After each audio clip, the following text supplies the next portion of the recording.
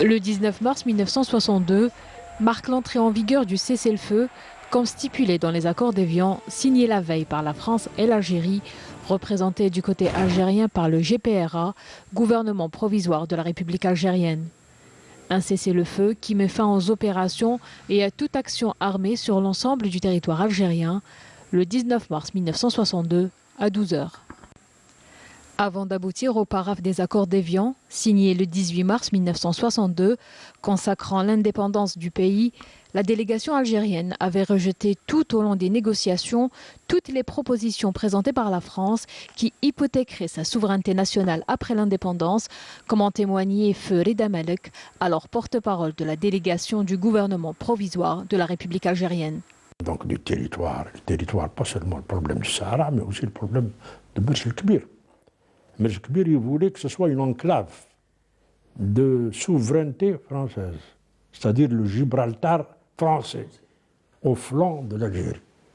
Ça a été rejeté, bien sûr. Il voulait maintenir les bases, et surtout, ils avaient des bases nucléaires, atomiques, dans le sud. Alors, il y avait Heinecker, il y avait Reagan, il y avait le périmètre Colomb-Béchar, Amaguir, etc.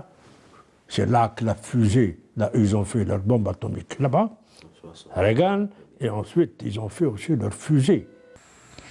Les négociations d'Évian, qui avaient débuté le 20 mai 1961 et suspendues à plusieurs reprises, ont été marquées par l'obstination de la partie française qui avançait 3 propositions rejetées par la délégation algérienne.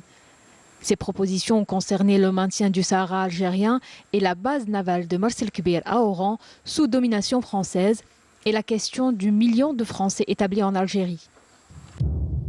En fait, très vite, on a vu quels étaient les points qui accrochaient dans la négociation. Le général voulait d'abord avoir un statut pour les pieds noirs, qui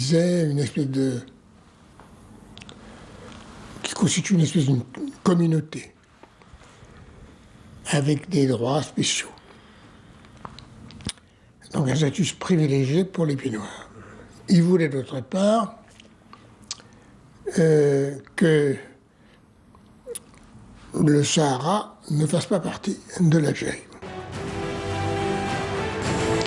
57 ans plus tard, la date du 19 mars reste le symbole de la victoire de la lutte diplomatique et de la lutte armée pour l'indépendance de l'Algérie.